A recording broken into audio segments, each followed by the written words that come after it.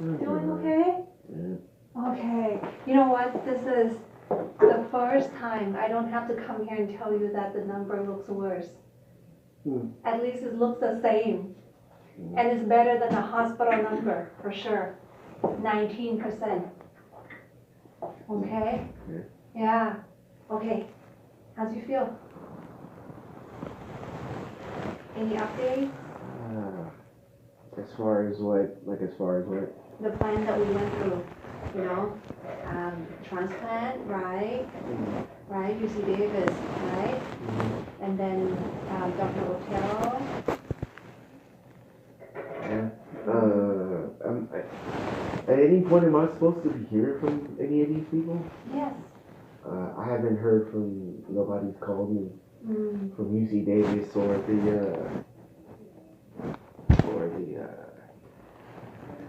I haven't heard anything from anybody. So I don't really know what's gonna happen. Okay, they just have to call you.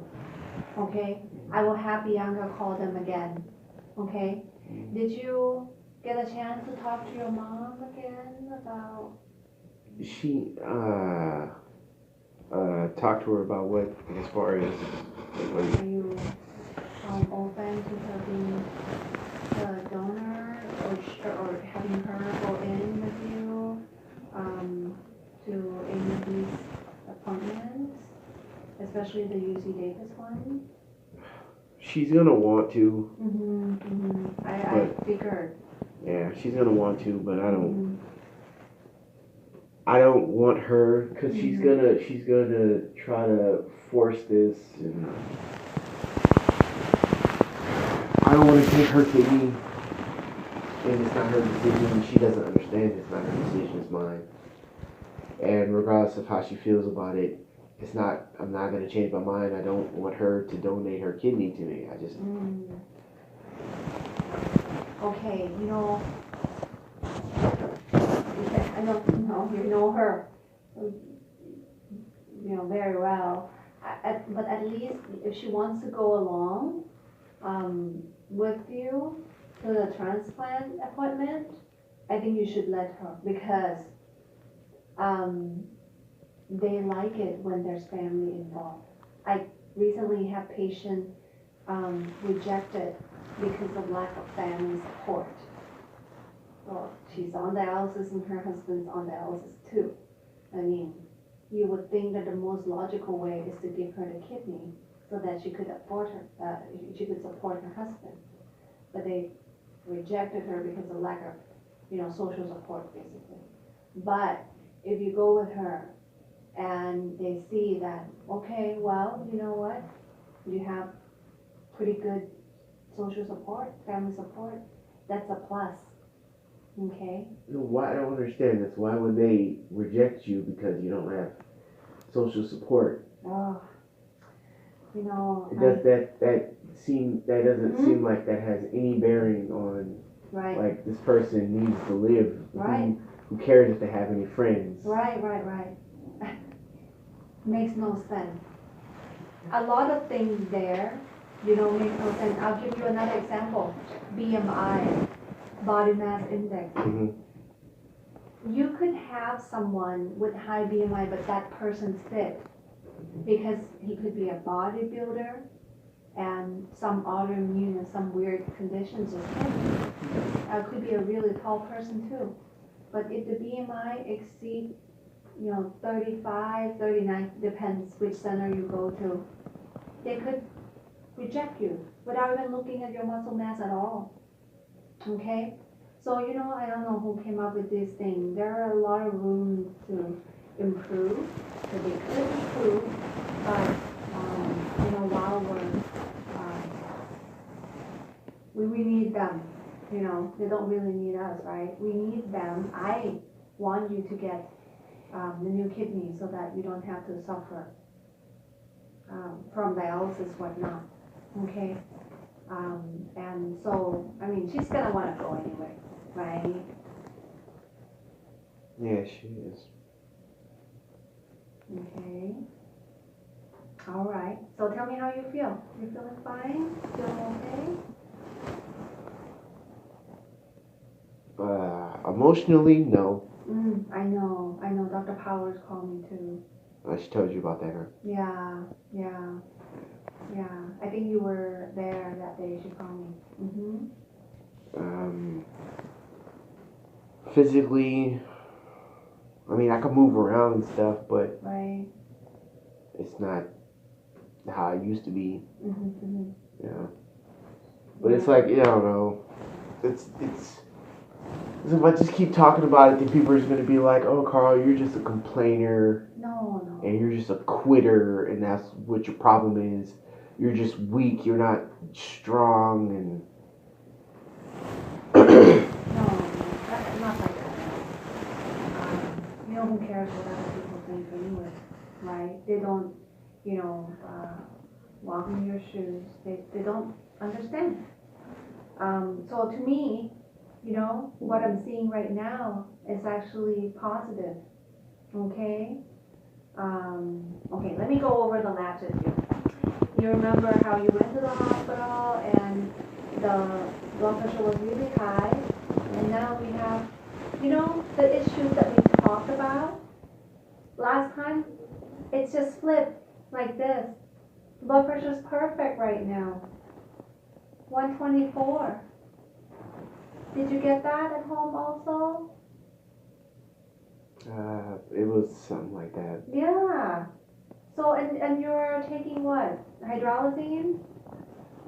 What are you taking? The hydralazine, the Bumex. Hydralazine, the Bumex. Correct. Yeah, and something else. And I'm taking 4 of them. Are you still taking Losartan? No. Okay. You took me off that. Right? Yeah. Okay. I'm taking amlodipine, the Bumex, the hydralazine, And Coreg. Yeah. Yeah, so 3 of them. Okay. All right. So, next we talked about adjustment. How much are you taking right now?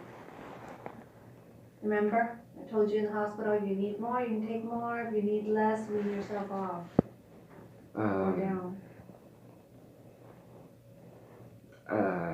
The Bumex is the which medication were you taking? Water pill. I just been taking the 2 once a day, sometimes twice. Okay. So you know how to adjust, right? Do you need refills on that? I have plenty. Okay. Yeah, I have plenty. Okay, alright. Do you need any refills on medication at home? No, not at the moment. I need amlodipine, but I can fill that myself and get it. I still have enough to take me until I get to the next. Refills, right? Yeah, the Yeah, next refills. Okay. Alright. Okay, let me go over the number one by one, okay? So now, it's like, everything just got better, But it's not because of anything that I did. It's just I'm just taking these pills. Not like it's not like any effort or anything that I Well, put remember forth. you stopped cyclosporin. That's one thing that happened. Yeah. And cyclosporin is toxic to the kidney. And it can cause high blood pressure. And depends at which level. We always track the level. Dr. Powers, while you're on the therapies, you should track the level. Depends how high it got to. This might be the time that we start seeing your kidney and your body without it for the first time. Okay? And maybe if I want a confirmation, I send you to a lab, check the cyclosporin level again, might be 0. Maybe last time when you were here, maybe there was still some left in your system. Okay? So that's a big change. Whenever you have patient on cyclosporin, tacrolimus in this family calcium urine inhibitor. It has the toxicity. Number one listed is the kidney. But we have to just let it go because, you know, you're treating it for something that's gonna take your life away, the HLH, not just the kidney, right?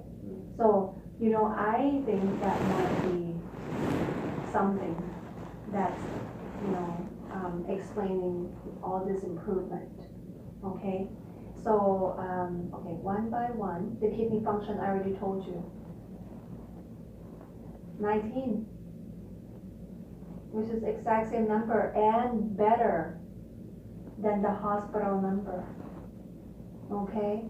When you got to the hospital, it was a lot worse. So 19%, okay?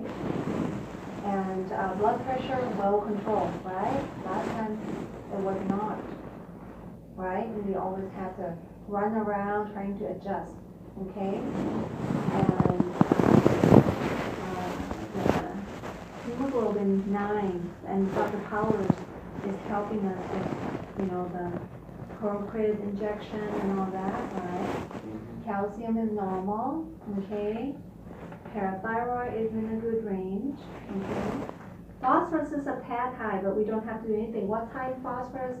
Dairy, dark color soda. So if you can, you know, eliminate those, you'll be fine, okay? Your iron is not low, okay? Let me see, one last thing.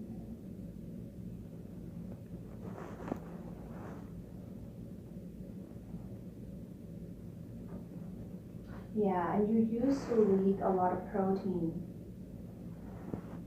like 5,000-6,000, and now you're down to 3. That's good. All good report. And no shortness of breath, right? Yeah, that's still happening. You still have it? Oh, okay. Lean forward.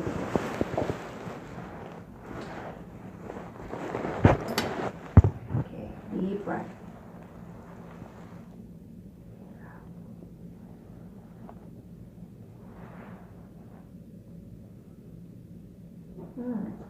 Your lungs are clear.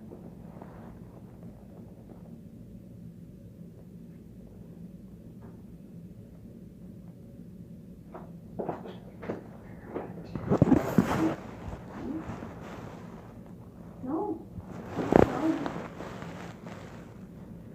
No. Okay, I think you may feel like you're short of breath because your hemoglobin is low. Okay. Your hemoglobin is what carries oxygen around. So if you have low hemoglobin, you're gonna feel tired. You might feel like you're short of breath, but your lung is absolutely clear, okay? It's not like when you got admitted to the hospital, that I took care of fluids in the lungs, all right? Okay, and still avoiding salt, all right? Okay, when is the next injection? Next week. Next week? Okay. You know, overall quite positive. Okay? No, I don't need to talk about dialysis anymore, right? Now we just need this done and a transplant so that you can start accumulating your time. That's it. And if you keep having this type of lab, then we have more time. Okay? But I'm going to repeat it again next month, okay? Any questions? So so I'm getting the fistula. So when do I expect to get the catheter put in for peritoneal? Yeah. When you need it. When you need dialysis. Right now you're not even stage 5 yet. Okay? So, you know what's scary is you keep dropping 5%, 10%.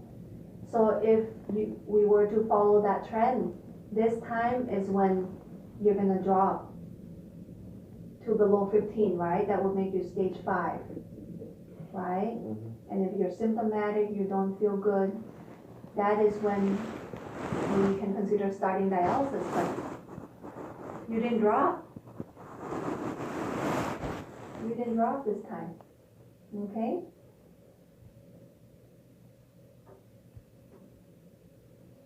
Because the catheter for dialysis,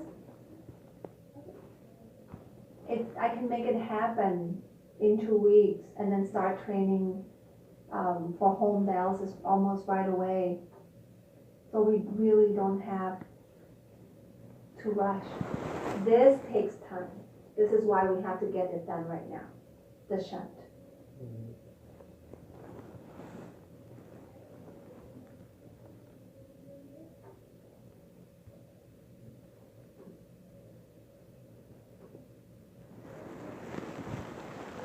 Question? You're still stage 4. You're still not stage 5. No, I don't have any yet. Okay. I am very happy to see these labs, and you know, it's that time of the year that I absolutely do not want to give you bad news, okay? And I'm glad that, you know, whatever happened, you know, we stopped cyclosporin maybe, an adjustment in the medication that help improve the kidney, or at least help maintain it, okay? And your blood pressure, when did we see this number? Last time, I don't even remember. We never had this number, period. So to me, it's all cyclosporin, okay? Because it wasn't even like that before I started on the cyclosporin. Before I started on the cyclosporin, my blood pressure was terrible. Mm-hmm. But that's essential hypertension that you have, because you know you had diabetes enough for it to show on your kidney biopsy, right? So you know that has caused some effect on your blood pressure. So I'm not surprised you had, you know, high blood pressure to begin with. But, and on top of that, kidney disease. But you see, did essential hypertension leave you? No. Did kidney disease leave you? No. What's left you is cyclosporin.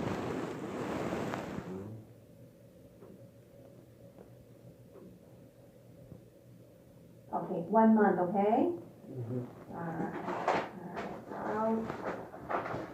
Merry Christmas and Happy New Year, okay? Alright, hang in there. We're doing okay.